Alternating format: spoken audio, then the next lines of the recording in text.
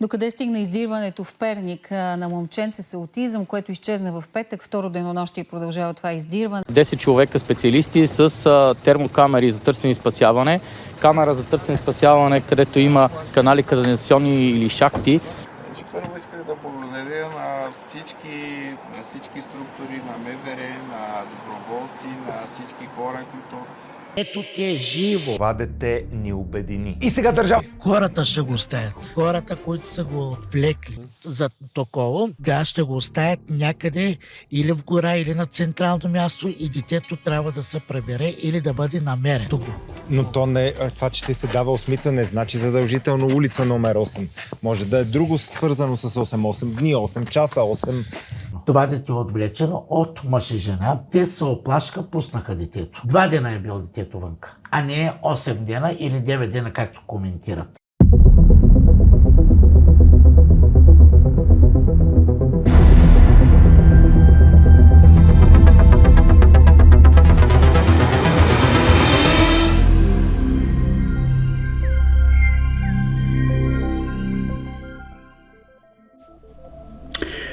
Живеем в свят, който си мислим, че познаваме всъщност, както някой беше казал, знаем, че нищо не знаем. Вие сте с UFO Disclosure България и аз съм Иван Иванов. Сигурно си спомняте за изчезналия Сашко от Перник. По това време хиляди доброволци, полиция се бяха включили в издирването му. На третия ден след изчезването на Сашко, аз реших да включа в акция мои приятели, които имат дарбата или способността да виждат дистанционно. И това бяха Беверли и Анет от Англия, Мартин от Канада и Катрин от САЩ.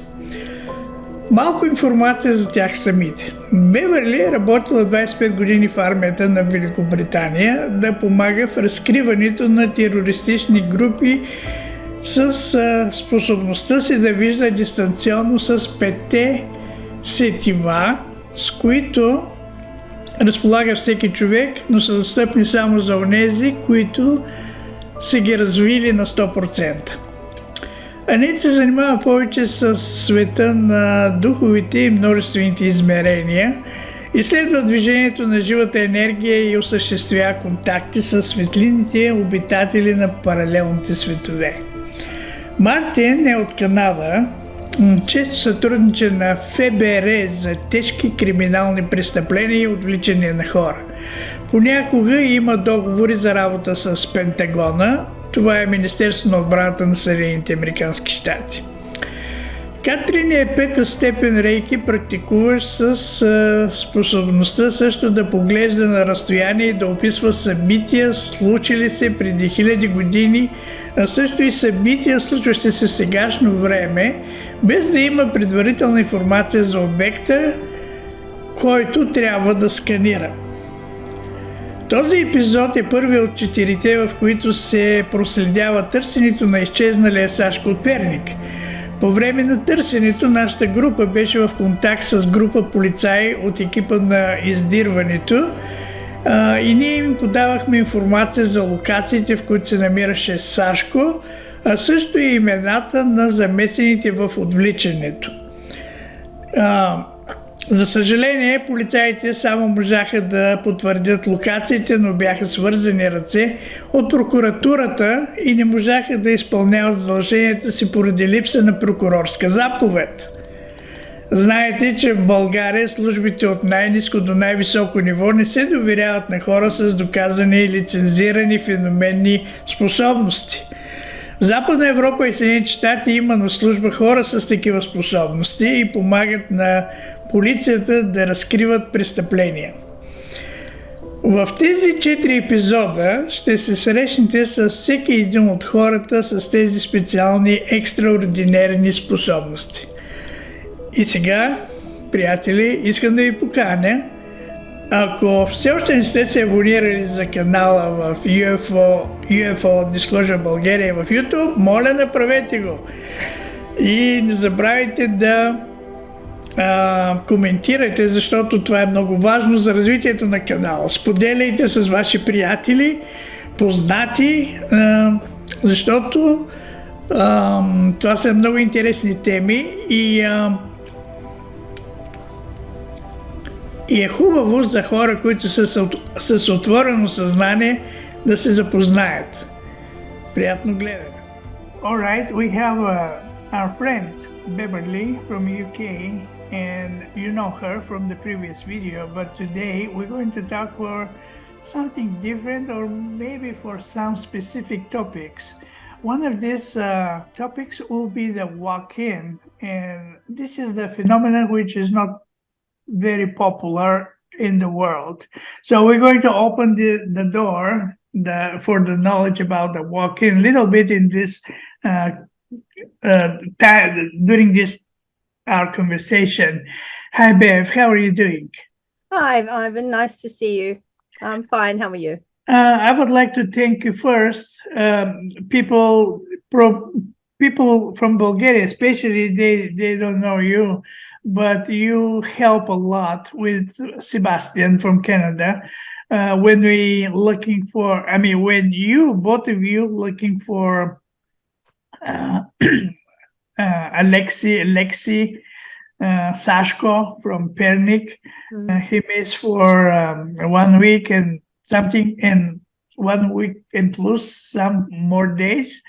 And the interesting thing which impressed the police department in Bulgaria was that both of you, especially you, were able to describe locations, numbers, even the address of the house when Sashko was kept.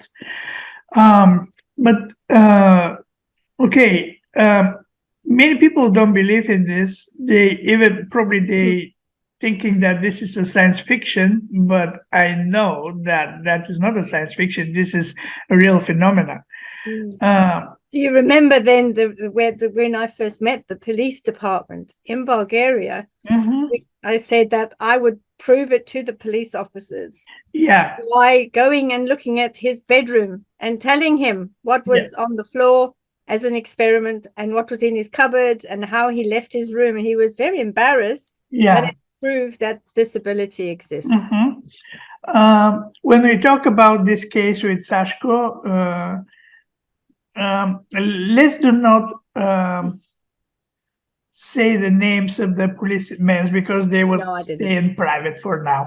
No, I didn't say his name. I won't say his name. I've worked on many cases over the world, and I know when you're doing what we call the wash-up session afterwards, you never mention the names of individuals at all that were involved. So how that happened? How you were able to look in different places, like in that case with Sashko? Well, everybody has the ability, first of all, to be able to remote view. In a controlled environment, you can actually remote view. Everybody has the ability to utilize, nervous synapses and be able to get in touch with the higher self and get in touch with your psychic electromagnetic abilities. Everyone can do that. It's just a matter of opening that up and being able to start training yourself, because with our education system and everything we have happening in the world, we're bombarded by all this information all the time. It closes us up, so we don't listen to ourselves that much because we have so many electropulses happening around us on a daily basis that we have to sift through. So we don't listen to ourselves or our inner self that much. So that's the first thing. Secondly, what I do is I was always able to do this sort of thing and tune in from a very young age. Actually, the first times I was using it was about the age of 3 and 4, when my father had a job and there was some fraud happening in the office. And being 4, I didn't know what I was seeing. I just explained, this man is doing this and this man is putting that there, and this is what the door looks like, this is what the office looks like. And when he came home, he said, that's where they found the money, and that's where they found where it had been hidden. And that's when they realized this child is a bit different, is a bit strange, we need to keep an eye on her. So that's where it all started. So from my point of view, with the Lexi case, I did about seven remote viewing sessions, and that was by tuning into where he was, and the expectation was that we weren't sure, if you remember, the target, whether the target had run away, whether the target had been kidnapped, or whether the target was just hiding as a naughty child. We didn't know. So it was an interesting case because we had no idea where the child was, and I had to then look at the target. But what I could see in that case is that the target was not vibrating properly. So when I was looking for that energy signature of the Lexi person, it was an afraid target. There was a lot of fear there, which creates a very different energy signature. So it made it rather easy to tune in at the time. Do you have other members of your family with abilities like that? Yes. And that is passing from generation to generation? It does, yes, it does pass. I have three of my daughters that have the ability, and some have very different types of ability. Some of my daughters were using the abilities before, and then they got into mainstream work and became so busy that they weren't able to help anybody anymore. So they don't actually use it. But I think as they get older and they eventually one day when they retire, I'm hoping that they'll start using their abilities to help other people. You said that many people have disability, but how they can open it, or what they have to do? Good question. You need to shut off the mind, that the controlling mind, and the mind that you use every day, because that's why when we look at the target, we draw lots of circles with the pencil, because that gives a focus for one part of our mind. It gives a focus for the mind to focus on, so that we can actually start engaging the other parts of our energy system, our brains and our synapses, and we can go through those stages so that we can give it something else to focus on.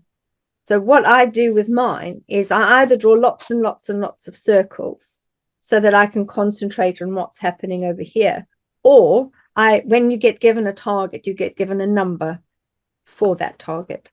So what I then do is with this hand, I just go over the number all the time, keep writing over it. And that gives something for this section to concentrate on, so that the other parts of my mind and my energy body can concentrate on finding the target. And if everybody does that and goes through some of the remote viewing training, they will learn. And once they start learning, it's really easy then, because the mind is focused on drawing the circles. And then you can see what pops in on this side. And you'll be able to then see whether it's an emotion, whether you can hear water, whether it's heat or cold or snowy, or you'll be able to, with time, you will be able to understand what you're getting on the other side. The main thing is to keep this piece of the mind focused on doing something else. So lots and lots of stuff. That is a very good idea.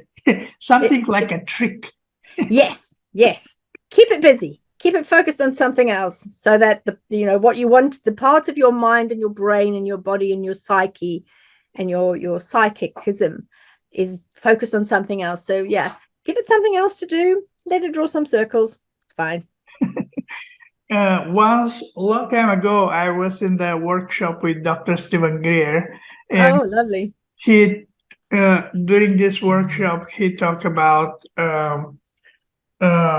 CE5, or Close Encounter of Fifth Kind. Yeah. And the other part of this workshop was remote viewing. Nice.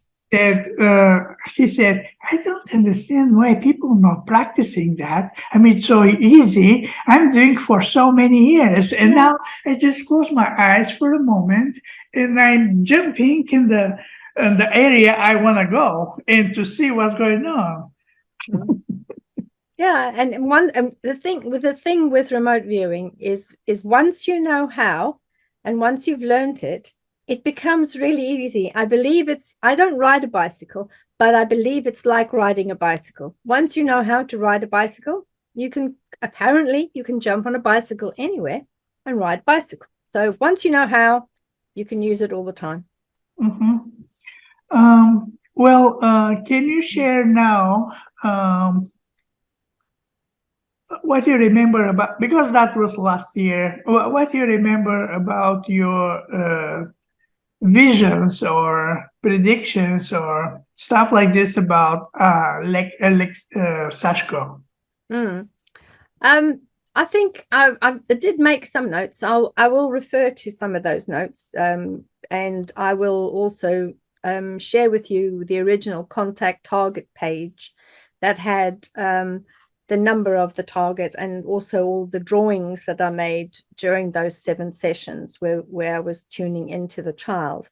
I had said earlier that the energies and the signals that were attached to the target were it's almost like a fizz pop, like a cold drink that's got soda, and it was fizzing, which for me, when I encounter that on a children's case, it means that there is trauma with the child, or the child is afraid, or the child has been put into a fearful situation, or the child is confused and doesn't know what's going on. So that energy is a very easy energy to tune into, because you look for the fizz. I call it the fizz. Other people will call it something else. So that made it easier for me to locate him amongst everything else that's out there. What was interesting is that the signature was also around his body very strongly. So I know we were looking at the time, we weren't sure whether he'd been abducted, whether he was kidnapped, whether he'd run away, or whether he was just lost because he's a special child and he wasn't sure where he was. And that's when I realized that particular energy was not that he was lost and he didn't know where he was. It was either that he'd run away or that he'd been kidnapped, because that was a different energy signature. Then I started tuning in further into the fizz and looking around to see what was around the child and what state and condition he was in. Interestingly, I found that he had enough water in his body and didn't see him being overly starving or hungry, which for me was interesting, having worked on other cases where children had got lost or had run away. They're generally hungry, they're cold, they're frightened, they don't have enough water, and that's very much in their energy signature. And that was not on the energy signal of the child. So that tells me somewhere he was getting access to water. Somehow he was being warm-ish, because it was very cold at that time in Bulgaria, and that he was being able to have some food. So if you look at the time when he was out in the mountains, there was a lot of wolves there. There was water in the streams. There was no food. There was no berries. There was no nuts. There was no fruits, nothing to eat. So that means that must have been somebody that was giving him something somewhere. I was also looking at basically his overall view, if you like. And I had to then isolate the energies, because I did find there was another energy coming in from the side. And that, I think, was somebody that was either assisting him or knew where he was. Because at some stages, I found that there was a softness around him. And there was a bowl, or there was some type of light coming in from the side. And those energies were very specific. So I can say that I don't think he was totally alone. And I know that when they found him in that area, we had seen in the images that there were pipes and that there was a lot of water. Every time I tuned into him, I always heard water. I heard water. I felt cold. I felt that energy wave coming in of fear that was constantly there. So I'm not sure why the child was fearful, but there will be a reason that will come out later, I'm sure. Yeah. This, very bad things happen in the world. Lately, the media, mainstream media, talking about the human trafficking, and most of Bulgarian actually, they accept that version that Sashko was lost in the woods, and then the good people, the good men, they just find him and save him. Even the chief policeman in Bulgaria, he said that case is closed.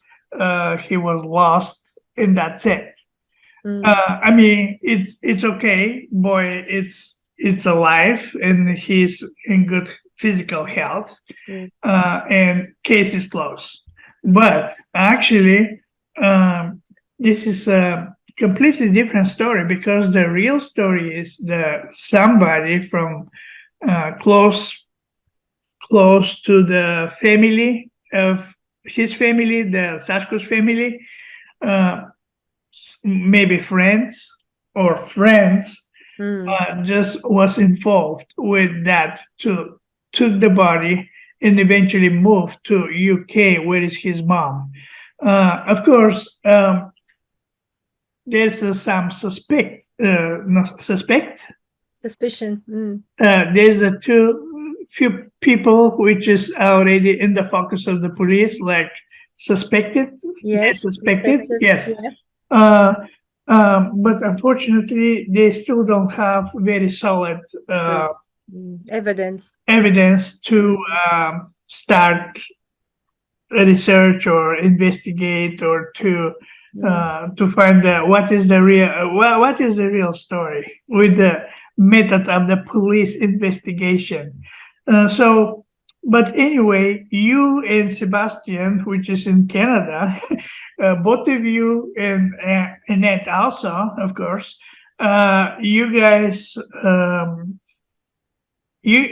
was able to really to connect to that case, what is going on with Sashko, where he been, they moved from house to another house, all this stuff. Even Sebastian moved that visions or something much far, because he was able to describe the truck, the color of the truck, even the numbers of the truck, was prepared to transporting Sashko to UK.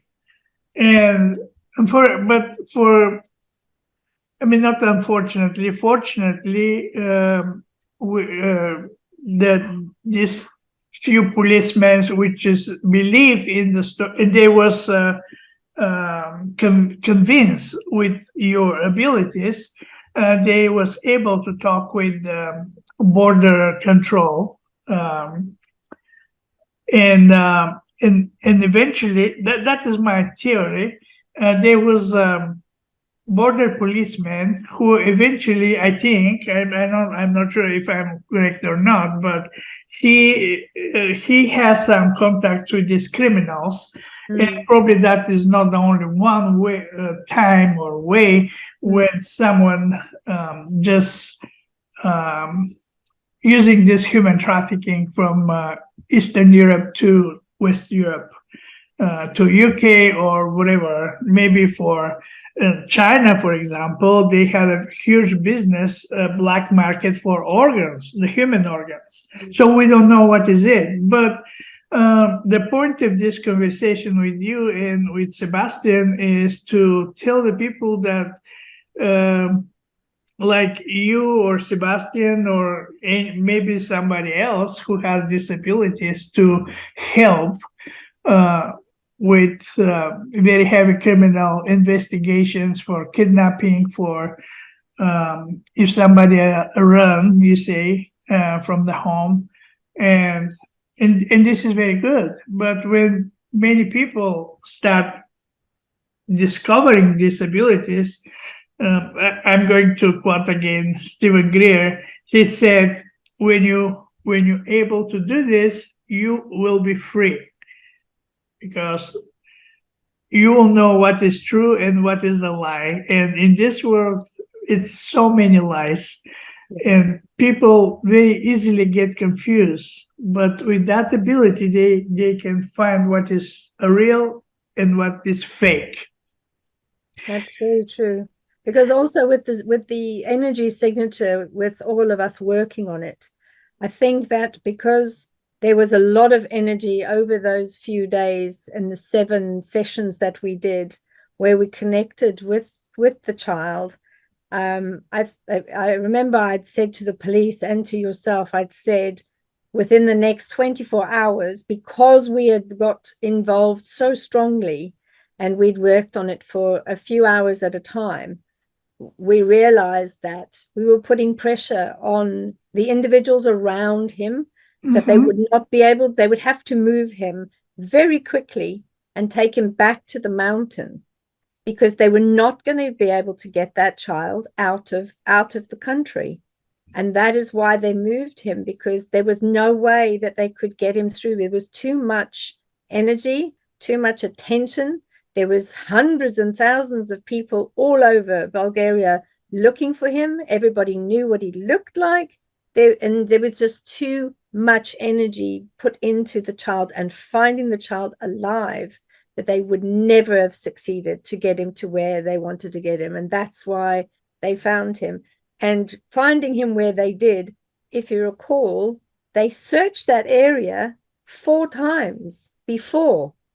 And they looked in all those areas, and the search dogs and the drones and everything that they were using, if that child was there the first time, the smell, the dogs would have picked that up. That child was definitely not in that area that he was found in, not at all. So I think we put energetically, collectively, we had put a lot of pressure on those individuals to say, actually, you know, moving this child and taking this child to where it needs to be is not worth it. We're not getting paid enough. We can just claim the reward and let's put him back on the mountain, and then they'll find him.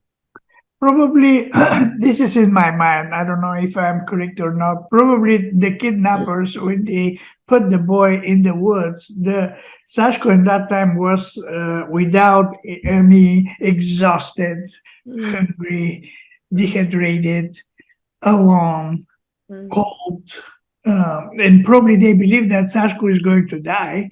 So, and that's it.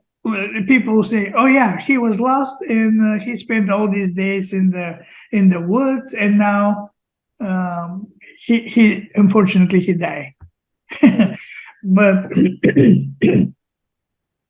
anyway, so the good thing is Sashko is alive. He's in good physical condition, health.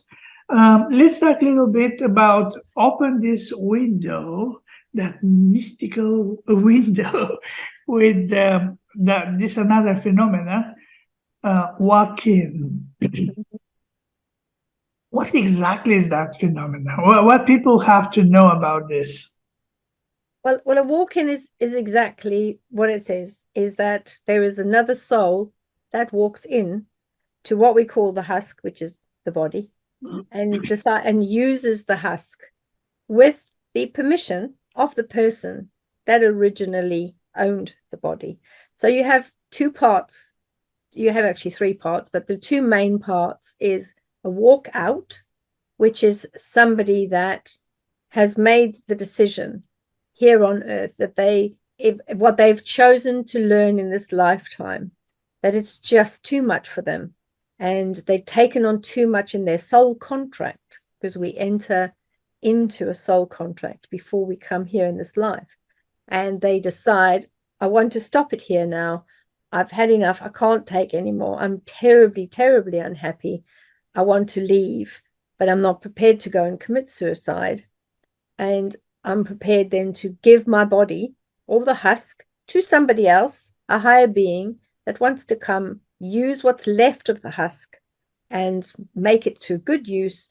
And I want to leave and go back home. So return back to source, where the soul comes from. So that's the walk out. The walk in is then when the original owner leaves the body and the new owner arrives in the body. So that is when the person then changes quite dramatically. So over a period of about a year to 18 months, once the new owner of the husk, the new soul, has entered into the body, people do find that they don't recognize the traits of the individual. They don't recognize the look or the feel of the person, because it's a different energy. It's a different signature. It's a different personality. They have different likes, different dislikes.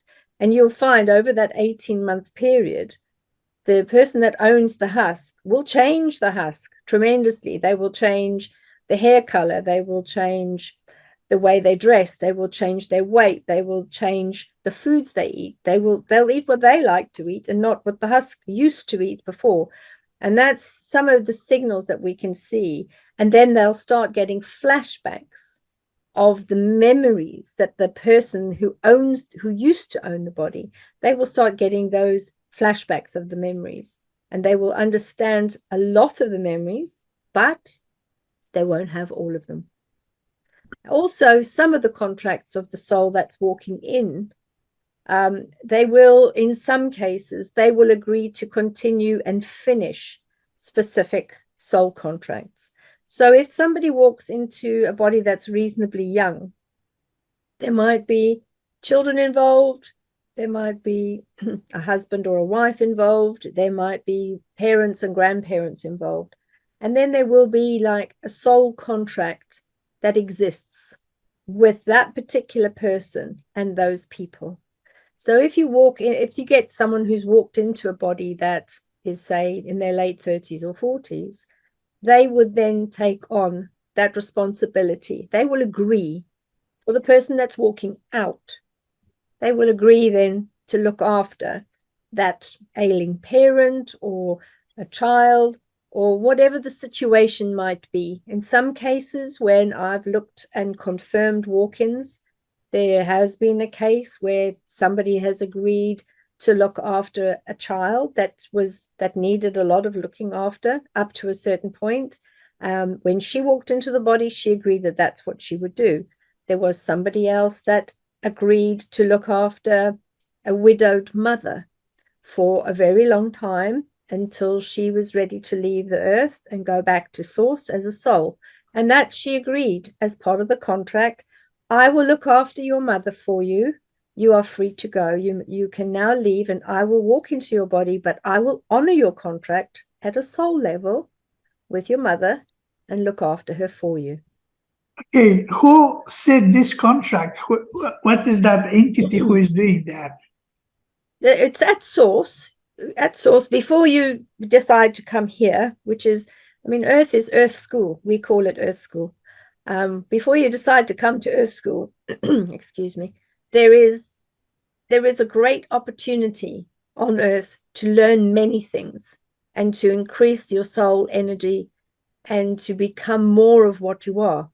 Before you get here, you are given a number of scenarios and parents that you could choose to utilize the time that you spend at Earth School. And then you choose. So you'll get, say, 4 different sets of parents at Soul Source. And then you can decide which ones you want and which lessons you would like to finish in this lifetime as part of the soul contract.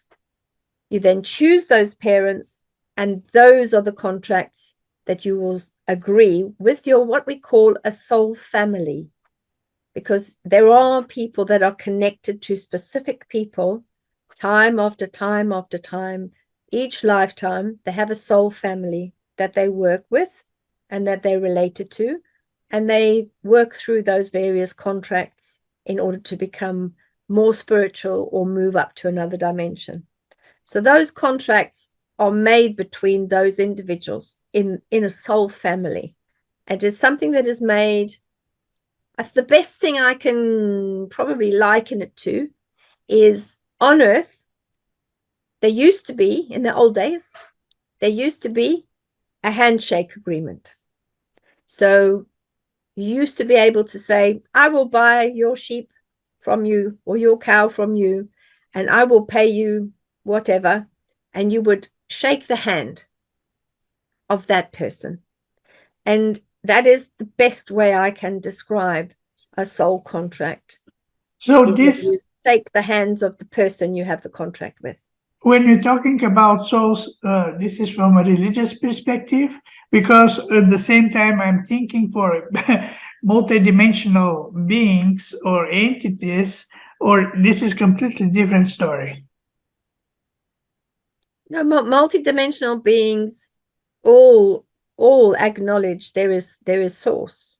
There is a great source of energy and a universal galactic source of energy.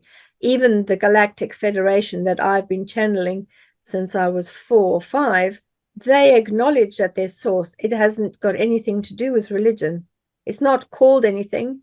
It's just the main energy source, which is just the pure source of love and everything that is. It's just called source. It's not called a god. It's not labeled as a god. It doesn't even have a label. It's just a source of light, pure light, that is everything and all that is. And that's called source. It's and these souls, they coming from the creator of all these souls, if I understand correctly. It's not even a being. It's not even a creator. It's just energy. It's pure white light energy. It is just there, and it just exists. It's this amazing white light. It's similar to when you talk about near-death experiences, and when people have these experiences of death, they do see a huge white light. And many of them have said, I saw 3 tall 8-foot beings with no faces, but just shining of white light. And I was drawn to one of those beings of white light. So it's exactly the same as that. It's just white light, pure love, pure source energy. Few days ago, I watched a video, an interview with one lady, and she said, I don't remember from which system or planet, but for example, I came from Pleiadians. I have special mission to do in this planet. And many stuff around that, like she's something like a messenger. She met with the Galactic Federation. Is that serious? Yes, it is. There's many, particularly right now, as we've entered into the age of Aquarius, where the planetary alignments are.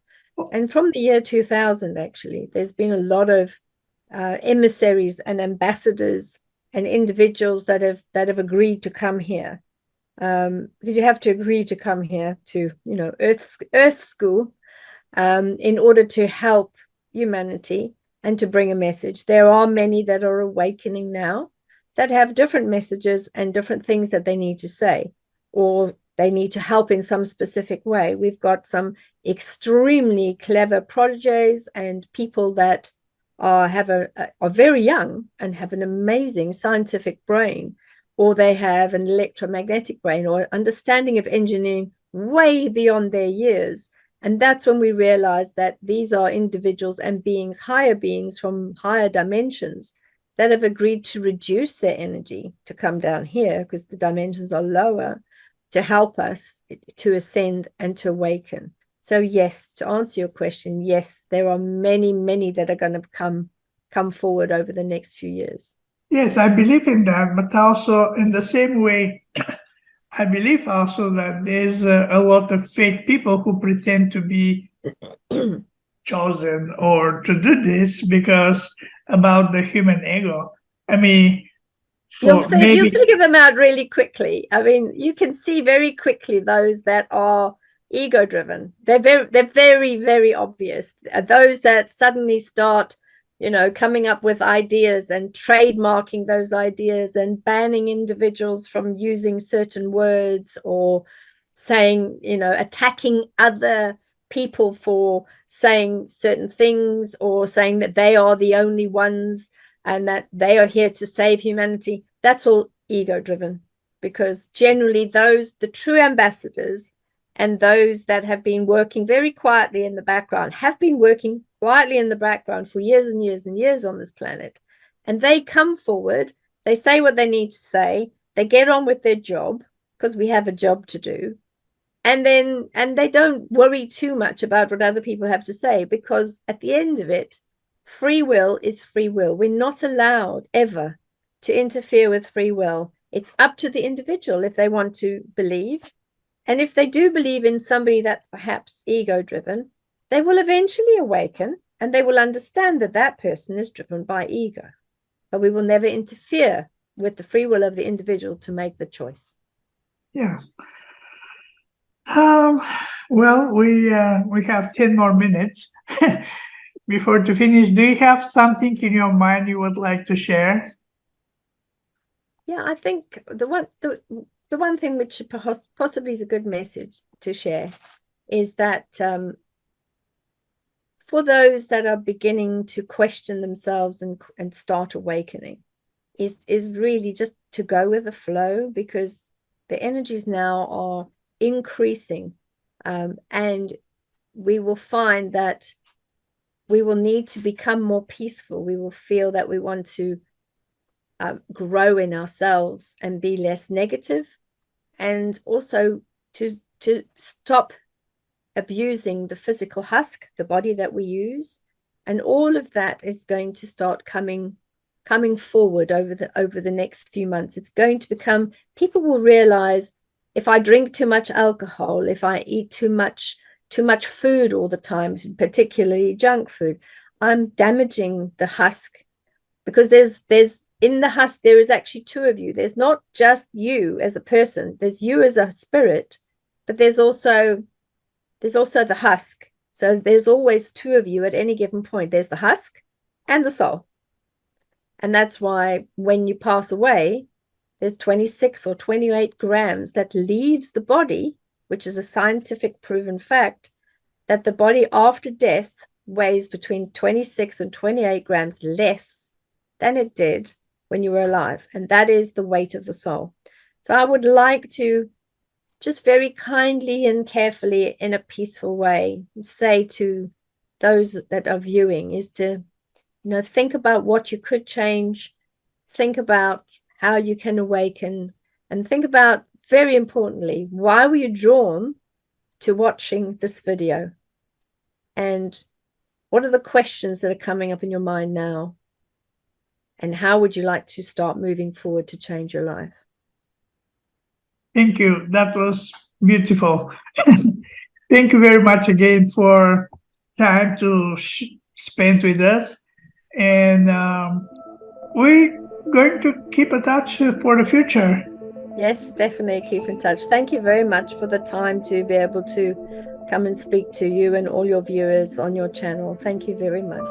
Thank you.